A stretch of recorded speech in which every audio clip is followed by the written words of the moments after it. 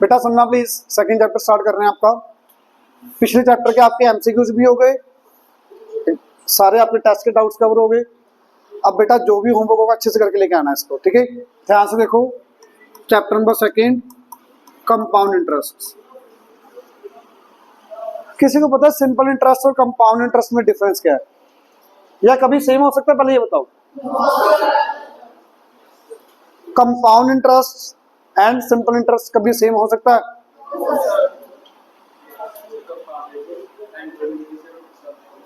हाँ जी, एनुअली के लिए, very good. Compound interest and simple interest for first year it will B equal. कैसे सुनना, कैसे, क्या मीनिंग है उसका? मान लेते हैं principal 100 rupees, rate of interest 10%, time 1 year.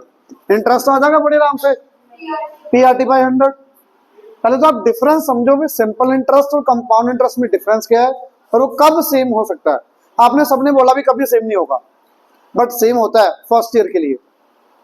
First year के लिए एनुअली कंपाउंड इंटरेस्ट लग रहा है जब, तब आपका सेम आएगा सिंपल इंटरेस्ट भी और कंपाउंड इंटरेस्ट भी। देखो कैसे बेटा, इंटरेस्ट निकालोगे P into R into T divide by 100। Interest कितना आ गया? 10 rupees. Now what is your amount? Principal plus interest, it will be 110। Is it clear? अब अगर ये है SI का क्वेश्चन, SI का, तो बेटा सेकेंड ईयर भी इंटरेस्ट कितना होगा? सेम होगा 10 रुपीज। आफ्टर 2 इयर्स अमाउंट कितनी हो जाएगी? 120। थर्ड ईयर भी इंटरेस्ट कितना? Same 10 rupees. Third year amount कितनी आ गई? तो 10 रुपीज इंक्रीज होते जाएंगे आपके अकाउंट के अंदर। अकाउंट में आपके 100 रुपीज हैं।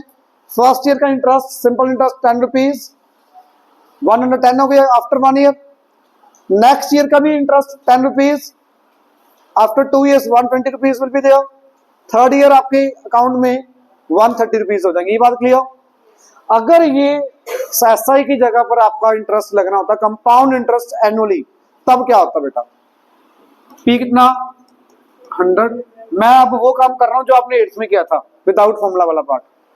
P R T, तो I1 का meaning interest for the first year, it will B P into R into T divide by 100। 10 rupees, 10 rupees. What is your amount after 1 year?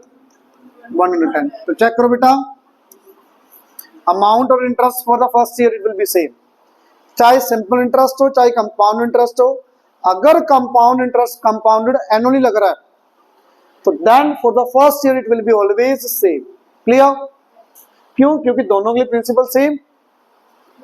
अब next year के लिए amount will become principal.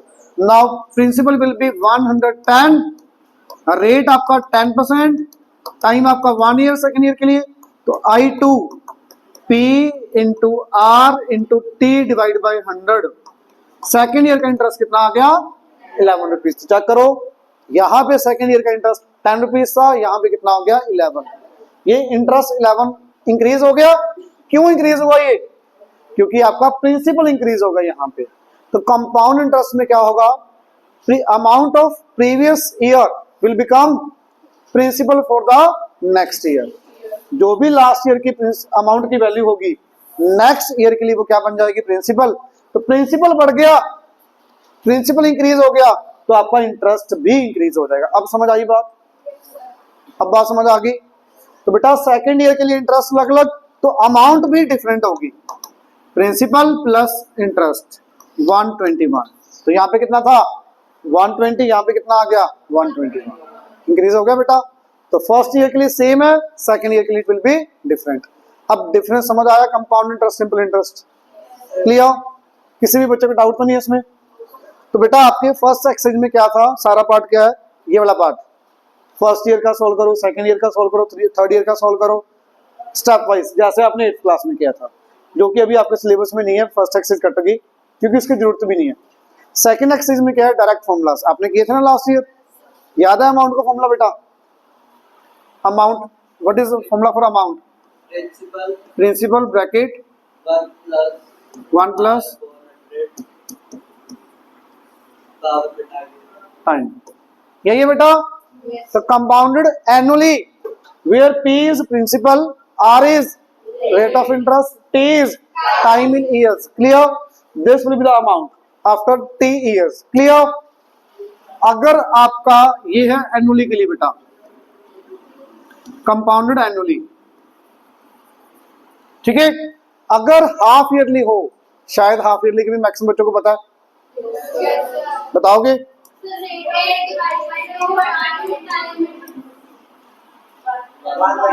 Rate will become half, time will become double. Is it clear? 1 plus R upon 200 raised to power 2t. Clear? ठीक है। Quarterly के लिए क्या होगा?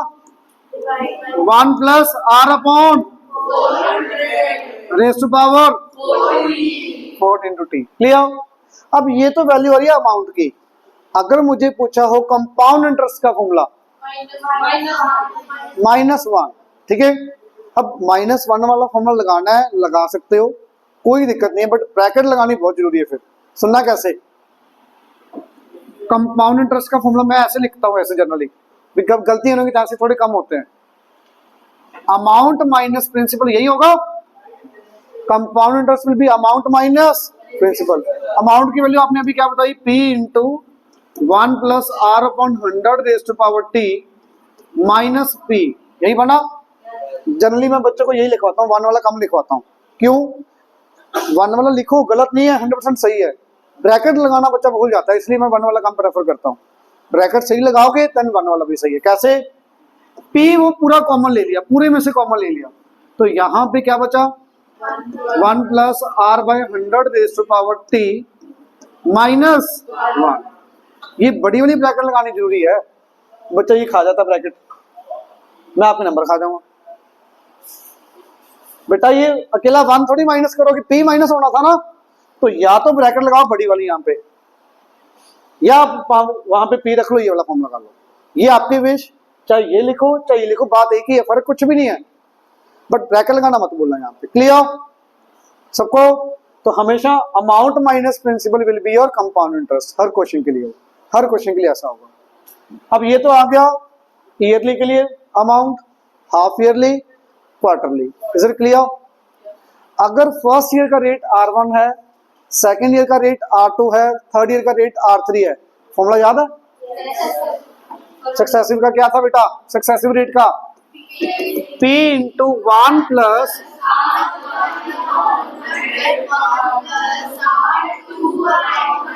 अगर 3 years then 1 plus R3 upon 100, 1 plus R3 upon 100। तो बेटा formula समझ आ रही है? ये सारे किए हुए हैं आपने लास्ट ईयर, ठीक है। अब लास्ट एक और फॉर्मूला बेटा, अगर आपका टाइम फ्रैक्शन के अंदर है, फॉर एग्जांपल टाइम आपका दिया हुआ है 2 3/4 years, 2 3/4 years, ठीक है। ये फॉर्मूला किस किस को आता है? कितने जनों को आता है? हाँ जी। Amount is equal to P into 1 plus, अच्छा रेट ले लेते कुछ 10%, P को P रख लो चाहे। अब बताओ R की वैल्यू बेटा 10 आ गई, 10 अपॉन 100 पावर कितनी? 2 bracket 1 plus R that is 10 into 3/4। याद है सबको? डिवाइड बाय 100 अकेला ऐसे आएगा या पूरे के नीचे आएगा 100? सही लिखा मैंने? पक्का? तो बेटा फॉर्मूला क्या था आपका? P into 1 plus R upon 100 raise to power T। T यहाँ पे कौन सा आएगा? एग्जैक्ट नंबर वाला, प्रॉपर नंबर जो आ रहा है 2 years। जो बचा हुआ पार्ट है फ्रैक्शन वाला पार्ट, उसके लिए क्या आएगा? 1 प्लस RT अपॉन 100। यहाँ पे T पूरा नहीं आएगा, यहाँ पे टी कंप्लीट नहीं आएगा, कौन सा टी आएगा? फ्रैक्शन वाला part. Is it clear everyone? Anyone doubt? करें क्वेश्चन सॉल्व? क्योंकि बेटा आपको डिफरेंस पता लग गया, simple interest compound interest formulas पता लग गए, क्वेश्चन स्टार्ट हो जाएंगे आपके। ध्यान से देखना बेटा,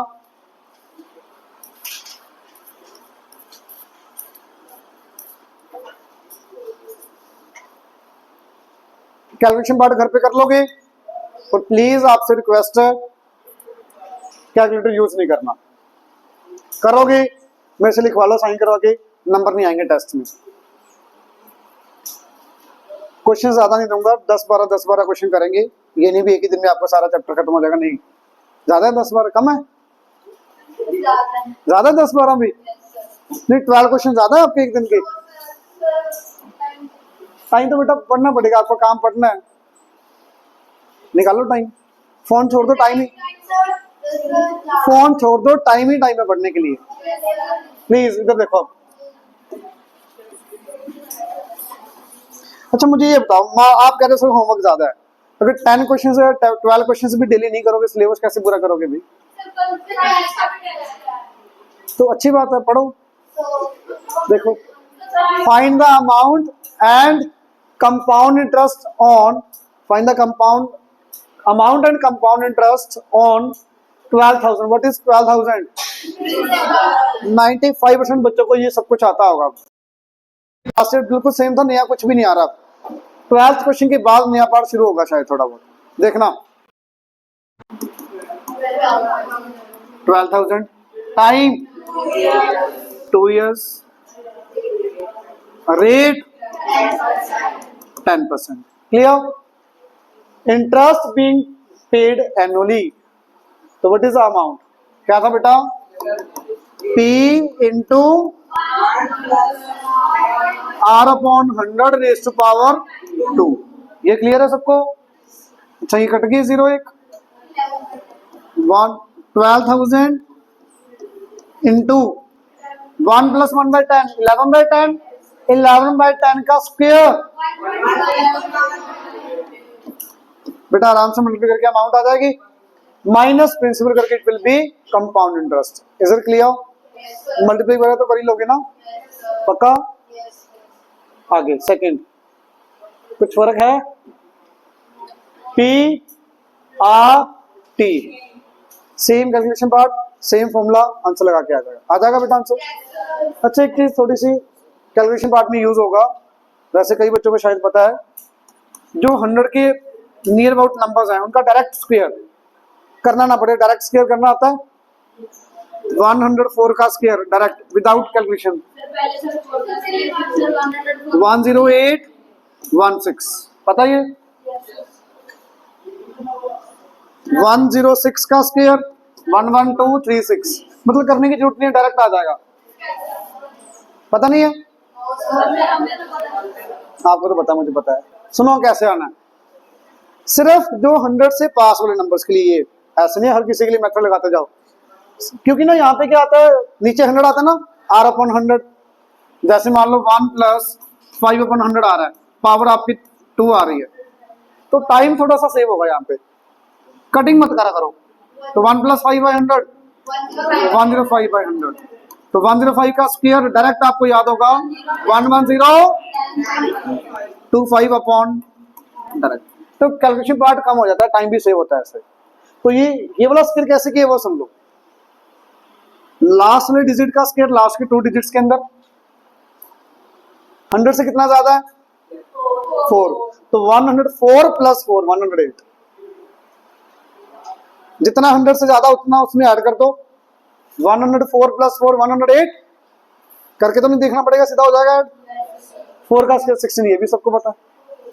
तो 105 का स्क्वायर 105 + 5 110, 5 का स्क्वायर 25, तो थोड़ा सा टाइम सेव हो जाता है ऐसे। क्लियर? भी देखो, नहीं तो लिख के करना पड़ेगा, 2 मिनट लगेंगे, 1 मिनट, तो क्यों टाइम वेस्ट करना है, ऐसे करो सीधा। 106 का स्क्वायर देखना 112 36, ठीक है ना? बताओगे 108 का स्क्वायर, पता लग गया ना? तो टाइम सेव हुआ, नहीं तो 1 मिनट तो लगाते आप। अब सोच के बोलना,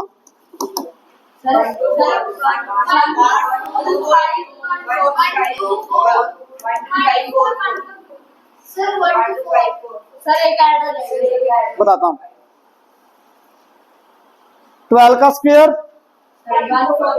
144। मैंने क्या बोला था, लास्ट के 2 डिजिट्स के अंदर ही स्क्वायर लिखना है, तो 44 आ गया। 1 को छोड़ दो एक बार के लिए। 112 प्लस 12 124, एक 1 छोड़ा था ना, 125। क्लियर? बस 12% से ज्यादा तो वैसे भी इंटरेस्ट आता नहीं, आज के टाइम 7-8% मसा मिलता है, 12% इंटरेस्ट कहां से मिलेगा आपको? क्लियर? Is it clear? अब देखना बेटा, थर्ड क्वेश्चन कौन सा लगेगा फॉर्मूला? Very good. पी, मैं फॉर्मूला बोल रहा हूँ, वो फॉर्मूला नहीं बोलूंगा, वैल्यूज बोल लूंगा। Amount is equal to A equal to क्या आएगा? 5000 ब्रैकेट 1 प्लस क्या क्या 5/100 रेज़ टू पावर 2 नहीं आएगी बेटा। 2 इयर्स है जिसमें से फर्स्ट ईयर के लिए रेट ये है, सेकेंड ईयर के लिए रेट ये, तो 1 प्लस 5/100। ये 2 को देख के ऐसे ऊपर 2 मत चढ़ा दो, यहाँ पे देखो 2 इयर्स टोटल है, फर्स्ट ईयर सेकेंड ईयर। ठीक है, समझ आया सबको? कैलकुलेशन बात तो कर ही लोगे ना? फोर्थ क्वेश्चन बिल्कुल सही, बताना फिर। वो तो इतना नहीं, मुझे ऐसे बता दो जैसे। थैंक यू, ऐसे बताओ। पहले यहाँ पे कुछ आएगा ना, बोलो। अब बोलो फिर, वही पूरा बोलो। 12,000 1 प्लस कितना?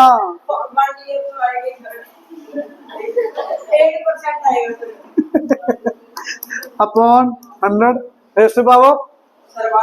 अच्छा आगे 1 plus 10 upon 100, 1 plus 15 upon 100। Clear है भाई? कैलकुलेशन बार तो कर लोगे ना? ठीक है, अमाउंट आ जाएगी बेटा, और आपसे अमाउंट पूछा है, कंपाउंड इंटरेस्ट पूछा है, तो अमाउंट निकालने के बाद लास्ट में से प्रिंसिपल माइनस कर देना, देन आपका कंपाउंड इंटरेस्ट आ जाएगा। ठीक है, यहाँ पे -1 होता लगाओ मेरे ख्याल से, अमाउंट निकाल लो, लास्ट में माइनस करना इजी है प्रिंसिपल। ठीक है, आगे ये बताना सोच के, ध्यान से देखना, इजी है बिल्कुल। मैं फास्ट तो नहीं कर रहा, समझ आ रहा है? A sum of 20,000 is invested for 18 months at 8% per annum. What is principal? 20,000. Rate 8%. Time 18/12. 3/2.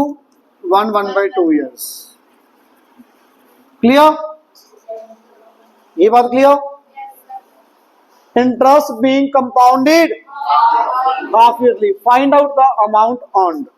Amount निकालनी है, तो बेटा हाफ ईयरली का फॉर्मूला लगाना है अपने दोस्त। आप फॉर्मूला लिख दोगे पहले, मैं डायरेक्ट वैल्यूज लिख रहा हूँ। P into 1 plus 8 upon raise to power T into 2। ये क्लियर? T इंटू 2, ये क्लियर? कुछ कटिंग होगी? 2 कट गया। अब यहाँ पे आपके पास चॉइस है बेटा, कई बच्चे तो प्रॉपर कटिंग कर देते हैं, ये 4, ये 100, ये 4 को कट किया 25, सही है, कोई दिक्कत नहीं, बता रहा हूँ। कई बच्चे तो 26/25 देन उसका क्यूब करते हैं, बट मैं ऐसे कम प्रेफर करता हूँ, बिल्कुल सही है, गलत नहीं है। 26/25 देन उसका क्यूब, 26 का क्यूब करने में टाइम लगेगा थोड़ा सा, चलो कोई बात नहीं, जो टाइम लगेगा। बात है नीचे 25 इंटू 25 इंटू 25, काफी बड़ा नंबर आ जाएगा, और उसको इतने बड़े नंबर से डिवाइड करने में टाइम लगेगा ना, तो कोशिश करा करो, टाइम सेव होगा आपका। नीचे जीरोस है तो उसको खत्म मत करो। 8/200 था ना, एक बार कटिंग कर दो, 4/100 बना लो। 4/100 का फायदा क्या हुआ? 1 प्लस 4/100 104/100। ये क्लियर? तो बेटा 20,000 इंटू 104 अपॉन 100 का क्यूब। अब नीचे चाहे जितनी मर्जी जीरो ज्यादा है, क्या डिवाइड करने के टाइम लगेगा आपको? जीरोस का क्या लगाना, डायरेक्ट डेसिमल लगाना आपको, तो डेसिमल लगा दोगे जीरोस का इकट्ठा। तो बेटा 20,000 104 का क्यूब करना, स्क्वायर तो डायरेक्ट बता दो कितना, 10816 इंटू 104 अपॉन 6 जीरो समझ आ गई। अब बेटा 4 जीरो तो कट गई, 4 जीरो तो कट गई। अब तो सिंपल 2 इंटू 10816 इंटू 104 मल्टीप्लाई कर लोगे, 2 की बट डेसिमल लग जाएगा डायरेक्ट। कैलकुलेशन पार्ट इजी हो गया ना।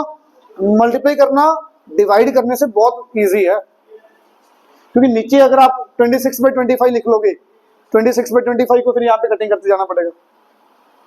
तो मेरे अकॉर्डिंग मुझे ये इजी लगता है, आपको जो इजी लगे आप वो कर लेना, मैंने इजीएस्ट वे बता दिया। क्लियर? पक्का? नहीं आया समझ? पक्का? आगे 6 क्वेश्चन पढ़ो बेटा ध्यान से। अब ध्यान से पढ़ो ये क्वेश्चन 6 क्या कह रहा है बेटा। ये अंकुर borrowed 50,000 at 10% per annum on simple interest. Ankur ने क्या किया, 50,000 किसी से उधार ले लिए, बहुत समझ आ रहा है। क्या किया इसने, प्रिंसिपल लिया 50,000, रेट कितना 10% ऑन सिंपल इंटरेस्ट, तो सिंपल इंटरेस्ट पे लिए इसने rupees. He then invested this money at the same rate, the interest being compounded half yearly।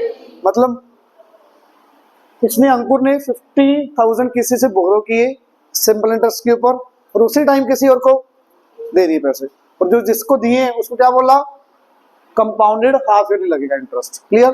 मतलब पे तो कम करना पड़ेगा, इंटरेस्ट कलेक्ट ज्यादा करेगा। ये बात क्लियर हो गई। Find out the gain earned bye Ankur in 1/2 years. तो 1/2 ईयर्स में अंकुर को कितना गेन होगा ये बताना।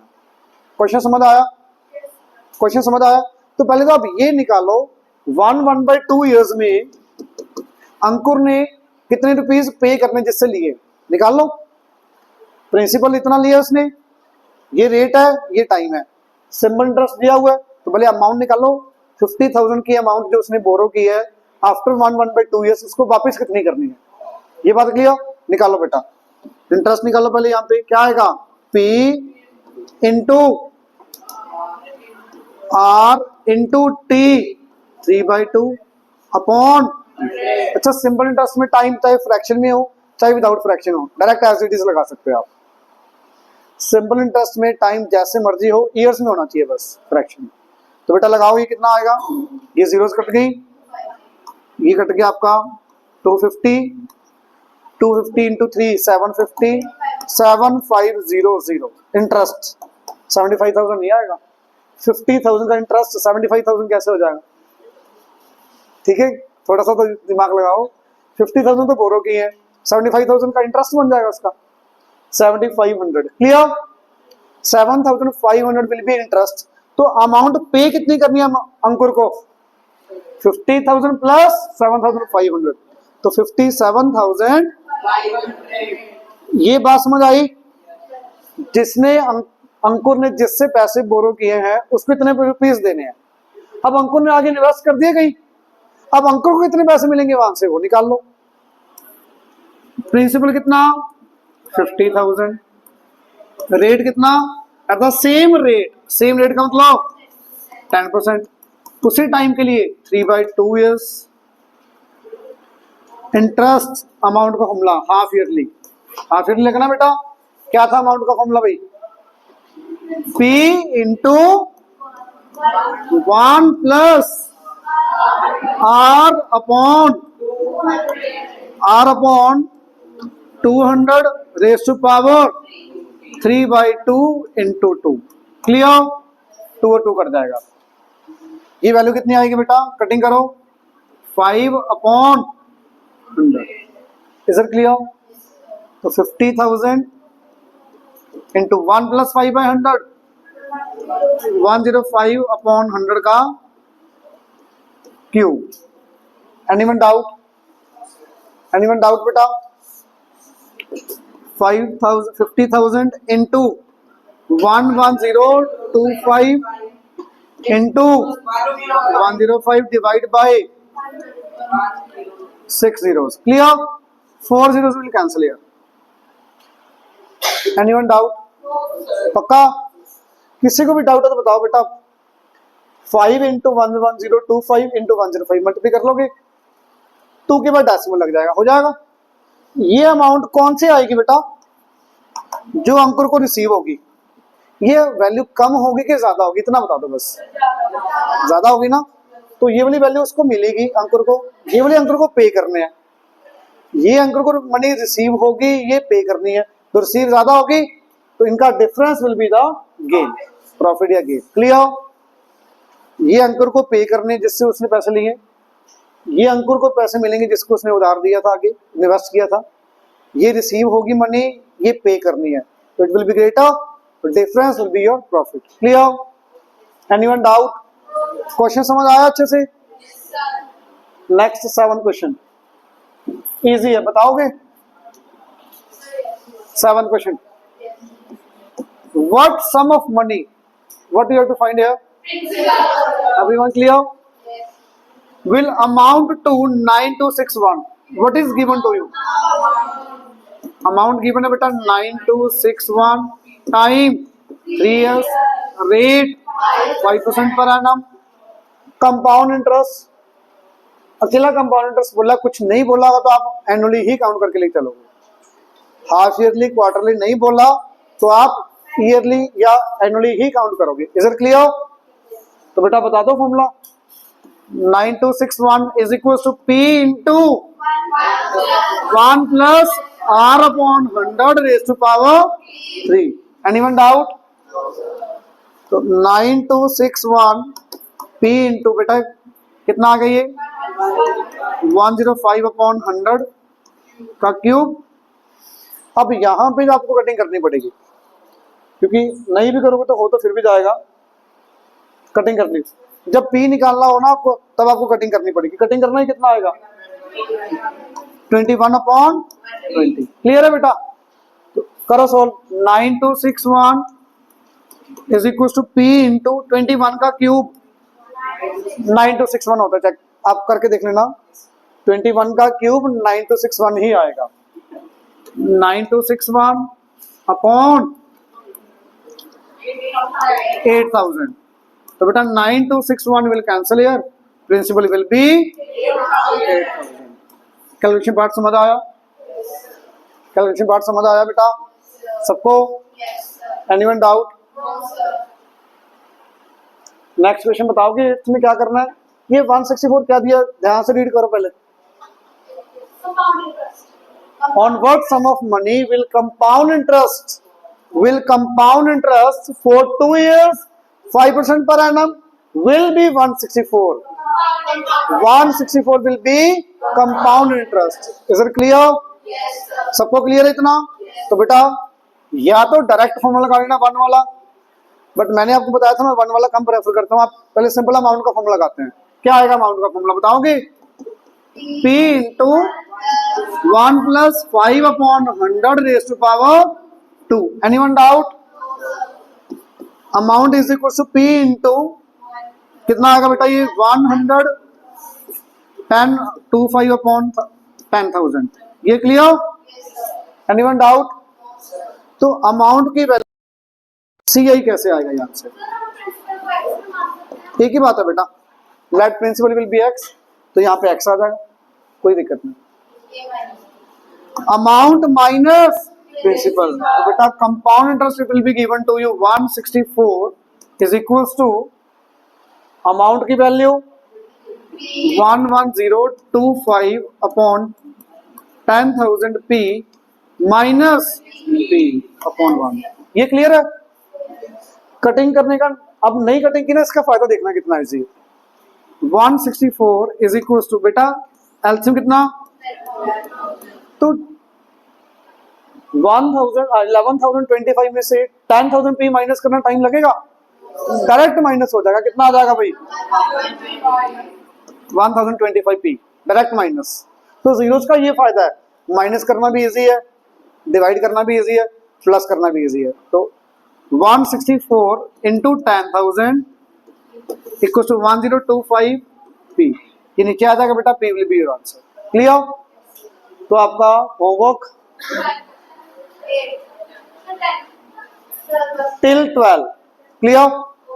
Till 12 you have to do every month, ठीक है? नोटबुक लेके आना।